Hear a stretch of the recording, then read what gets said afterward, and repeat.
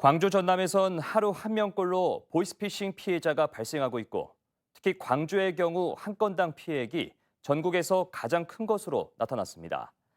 누구나 피해자가 될 수 있는 보이스피싱 피해와 범죄 유형 등을 스튜디오에서 최선길 기자가 전해드립니다.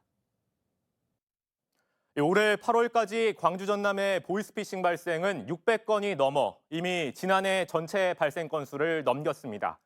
하루 한 명꼴로 피해를 당하는 셈인데 피해액도 134억으로 지난해보다 2배 정도 많았습니다.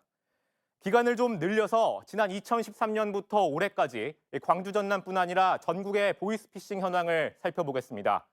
전국에선 16만 건 정도의 보이스피싱으로 1조 7천억 정도의 피해가 발생했고 같은 기간 광주 전남에서도 4,600여 건의 범죄로 500억 원이 넘는 피해를 기록했습니다. 광주 전남의 보이스피싱 발생 건수가 전국에서 차지하는 비중은 크지 않지만 눈여겨볼 점이 하나 있습니다. 바로 범죄 한 건당 피해액입니다.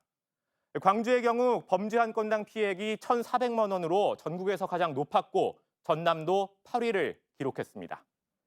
이렇게 심각한 피해를 가져오는 보이스피싱 범죄 유형엔 어떤 것들이 있을까요? 통계를 보면 대출 사기, 그러니까 고객님 저희가 저금리에 돈을 빌려드릴게요. 이런 내용의 유형이 12만 건을 넘어 공공기관이나 검찰 등 수사기관을 사칭하는 기관 사칭 유형보다 많았지만 범죄 한 건당 피해액은 기관 사칭의 경우 더 컸던 것으로 나타났습니다. 전국에서 하루 60명이 넘게 당하고 있는 보이스피싱, 흔히 이 온라인 금융 서비스 등에 익숙치 않은 어르신들이 주요 표적이라고 생각하실 텐데요.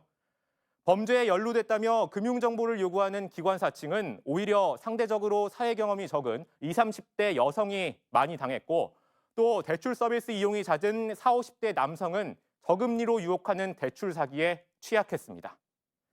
KBC 최선길입니다.